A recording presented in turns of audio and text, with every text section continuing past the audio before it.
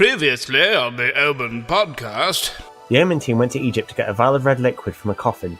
When the team got there, they found out that Yasmin Safar was working for another organisation in order to steal some of the red liquid for themselves. Yasmin was killed, but unfortunately Koala Jackson also killed Edmund Black by knocking him into the red liquid. Edmund Black drank some of the red liquid and died. After this mission, the team went to Paris, France to track down Yasmin's brother.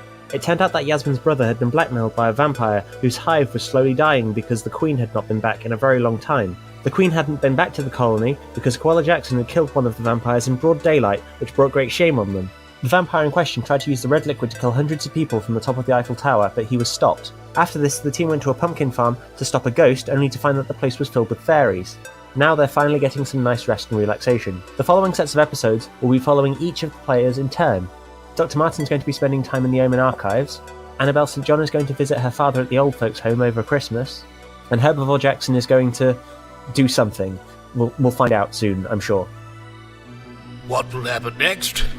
Let's find out in this episode of O.M.E.N.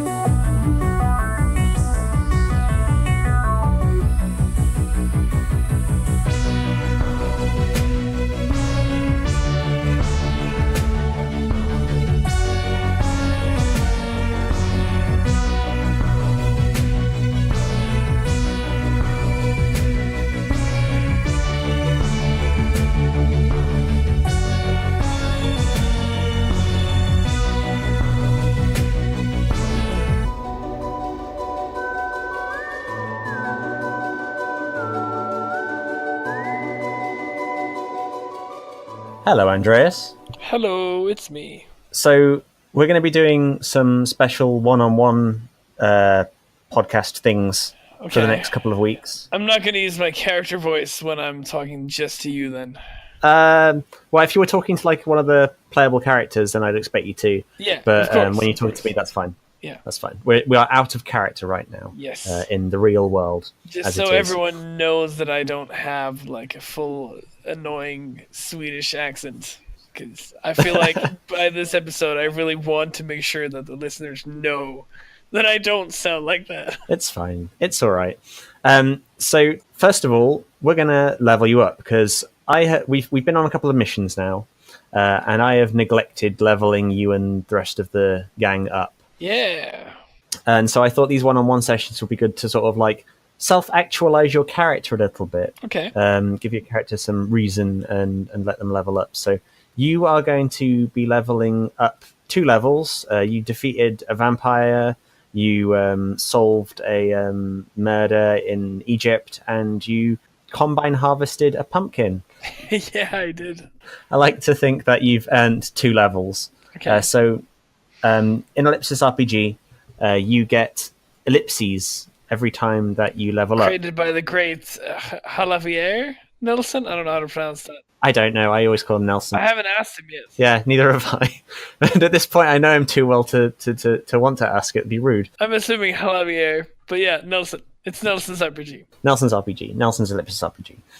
The Ellipsis RPG created by Nelson. So you get to put 2 ellipses into one of the stats. So we have strength, luck, agility, persuasion, creativity, observation, and focus. So 2 ellipses into any 2 stats that I want, right? Not just into the same stat. Not into the same stat. You can put one in any of them you want. Yeah. So could you give us a rundown of what your character has at the minute? I have 3 points in focus. Yep. Because that was going to be the occult knowledge stat, and then became everything else. Yeah. But that's okay. There are limitations to this system, but there are also gains to it in terms of speed. Yeah, for sure. And I have 1 point in observation, so that I don't roll -2 on that. Okay. So where do you want to put your 2 new, fresh, fancy new points? Where do you want to put them? I think I'm going to put 1 more point in focus. Okay, so that gives you +6 in focus. And then, I'm feeling a little bit lucky. Oh, okay. Yeah. So you're going to drop 1 in luck. I'm going to roll my health, because that's important. And that's 1d20 per level, which is a weird number, but it leads to some interesting health stuff. Wow. Well, I just gained 5 HP total for 2 levels. You're a bit weak, aren't you? I am a little bit weak. Okay. I am Mr. Noodle Man. So what's your max health now? 19? Is it 19? Are you sure it's It 19? was 14 before. Oh, okay. So we're now going to get on to a little bit of role-playing with you now, because this is a role-playing podcast. I do like role-playing. And we're going to be doing a little sort of like mini mission with just you within the O.M.E.N building itself in London. Yeah. You just got back from the mission in Pennsylvania. Pennsylvania, not Philadelphia, which is not in Philadelphia. Pennsylvania. You've just gotten back from there, and you are now going in through the main entrance of the O.M.E.N building. You see the great big stone eye above you, and in the middle of the room is the reception desk, and there at the reception is the dearest old woman, Ethel. I want to look at the stone eye and then contemplate for a moment and wonder if O.M.E.N is actually evil. Okay. Because, like, what organization has a giant stone eye in their lobby?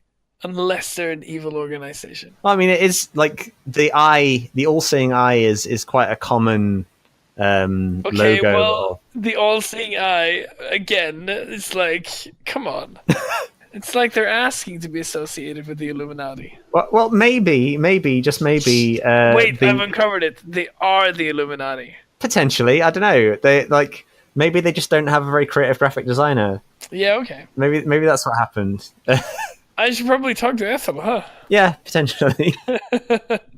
Yeah, I'll march on over and be like, "Hello, Ethel. Nice to see you again.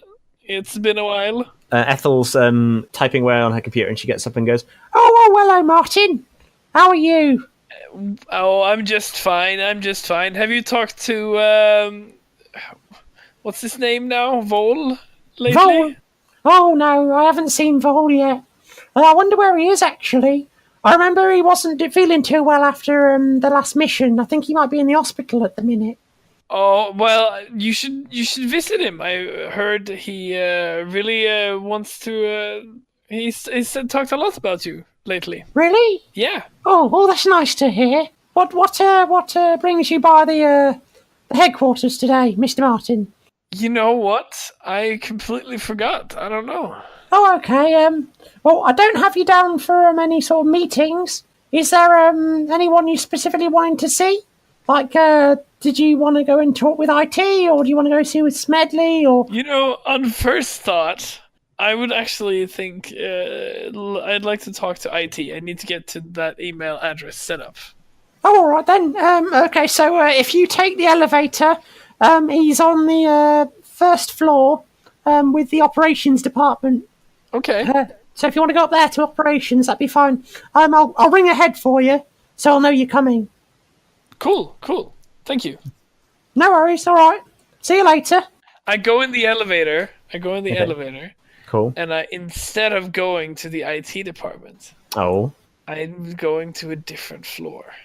Okay. One second. Let me get my drawing of the O.M.E.N headquarters out. Wait, there is Shit, one? where is it? I've got a drawing of one. Yeah. I've got everything. Okay. Yeah. All right. Okay. So here's the drawing. You can go first floor, ground floor, -1, -2, -3, -4, or -5. Do I know what's on the different floors? On the elevator, there's like names on them. If you want to have a look. Yeah, I mean, I'm looking for like a demonology department. The first floor is IT and media. The ground floor is the meeting rooms. Floor 3 is the command center. The floor below that is medical and the bunks and sort of the catering department. The floor beneath that is the library and occult research departments. I mean, seems pretty obvious, right? Yep. Yeah. And the one below that is R&D, and the one right below that is deep storage, and that one is always pretty much off limits for most people. I'm going to the library because I'm a cool kid. Okay. So, sure.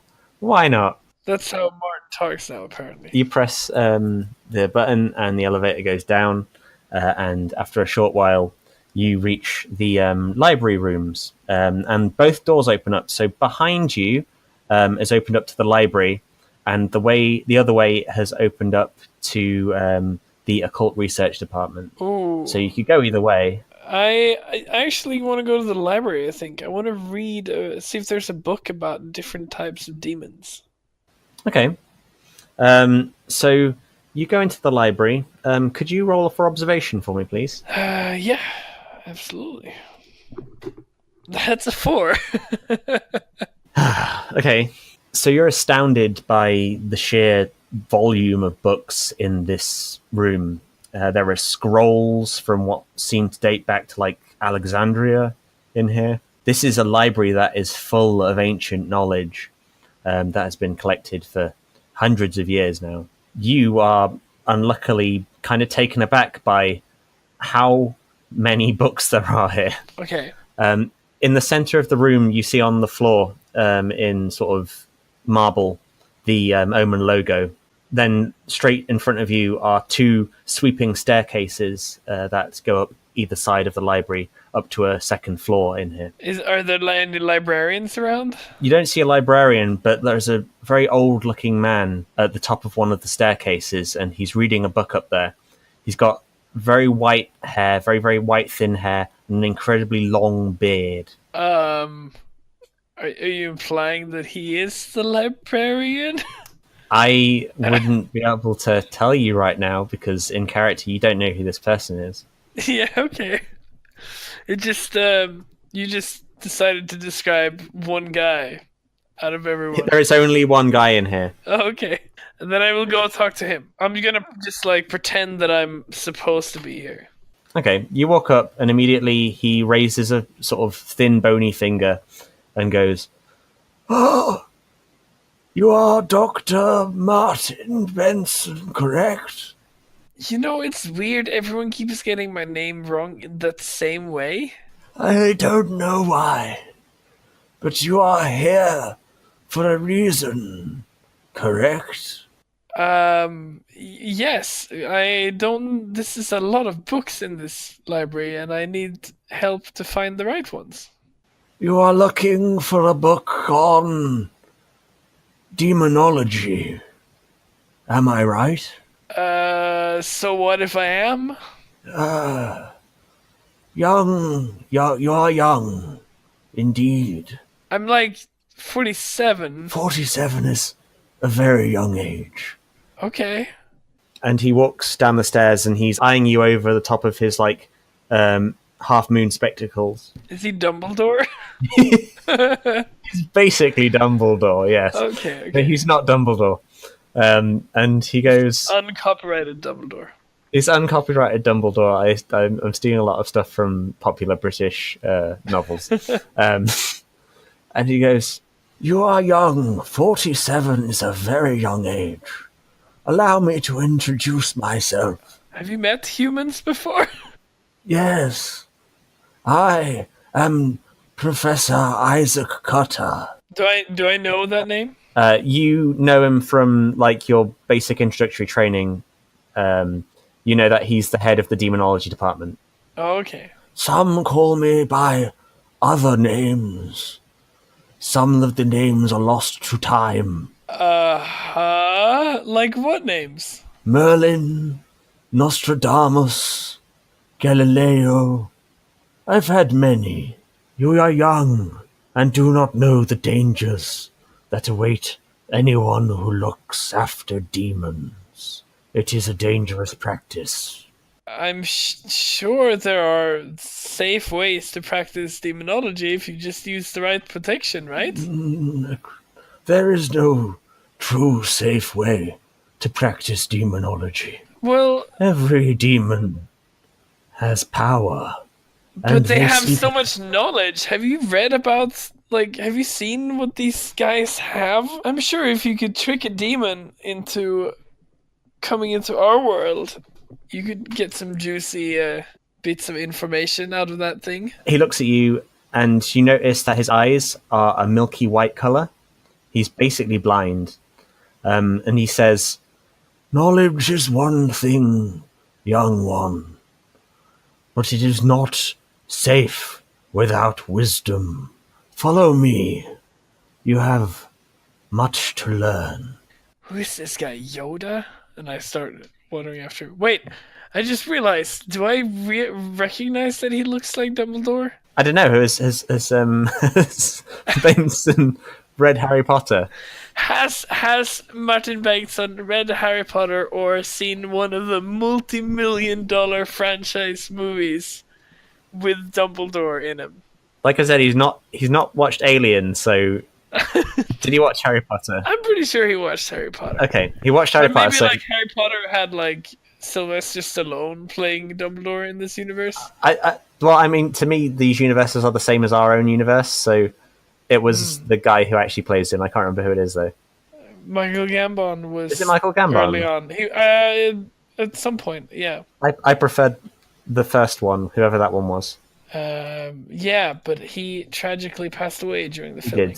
He did. Rest in peace. Fun fact? No, Yeah. that's not right. Are you going to follow Isaac? Yeah. I mean, yeah. Of course. I want to find out what's going on with the demons and stuff. You follow this elderly gentleman down the hall, through the library, and into the elevator. And he presses the same floor button, and the doors open on the other side this time. And you follow him into the Occult Research Department. And you go past several offices. The windows are blacked out in these offices. It's quite creepy down here. It's a very, very uncomfortable environment. You actually feel kind of weird down here. Like, it doesn't feel right down here. Okay. That's strange. Yeah, Have you it's guys weird. made sure there's no mold around here? The only mold that we have here. Don't Is say the some mold. cryptic shit to me, man. Come on.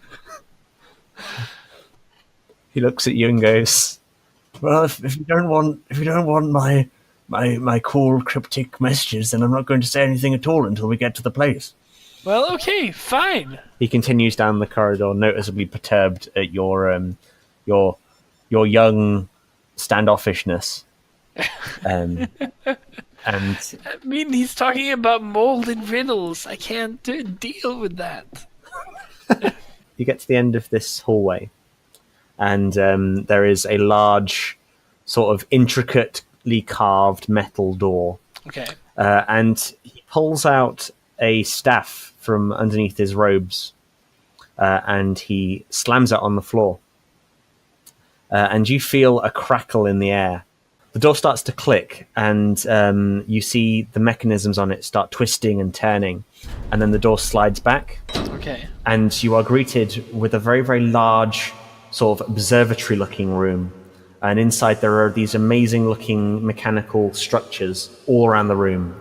They seem to represent planets. At least they look like planets, but they're not planets you've ever seen before. And they are slowly rotating around the room. On the roof, there are these very impressive paintings of starfields. I'm definitely in Hogwarts now. No, you're not in Hogwarts. You're in the O.M.E.N. Occult Research Division's department. I'm in Pig Mole. What? Hogwarts? Pig mole. Pig Mole. No, Yeah. no, you're not. You're here in O.M.E.N. Yeah. And he walks forward and he goes, The world is one of many. We exist on a spectrum of energy, and you must understand this if you're ever going to understand occult research. Spectrum of energy? A spectrum of energy. Uh-huh. and he walks you to the middle of the room and he says, Bet he's gonna Please. sell healing crystals to me any minute. no, he's not that kind of weird hippie. He's you can tell this man clearly knows what he's talking about. Please stand with me on this circle. Uh-huh. And he gestures to this sort of large metallic disc in the middle of the room. I mean, okay, sure. I'll wander over. You stand on the disc. I mean, And- it would be weird to run away now. This is true. It would be very strange. You've already sort of come down here without being told to. And he then looks around and raises a hand, and the hand sort of shakily points around the room. This is the orrery. Zora? The orrery. Arr. Orrery. Arr. Orrery. I don't know what that means. It is a room that allows us to divine the celestial bodies.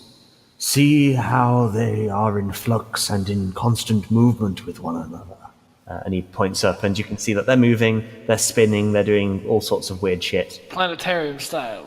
Planetarium style, yes. And he smacks his staff down on the metal disc, and immediately you feel a strong force push against you. I would like to push back, please. Okay, well, you're pushing back. You're able to hold on.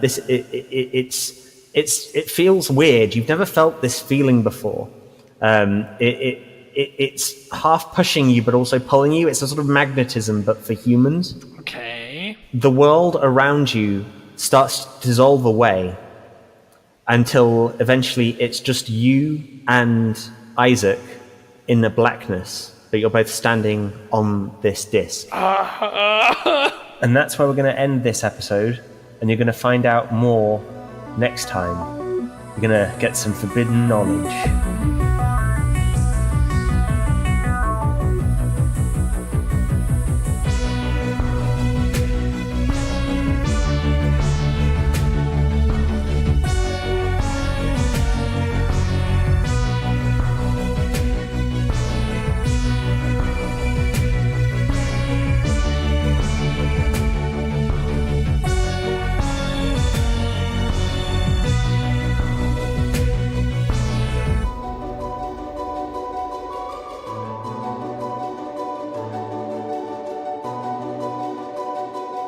The O.M.E.N podcast is powered by Ellipsis RPG, the accessible donationware rule set, now available on itch.io.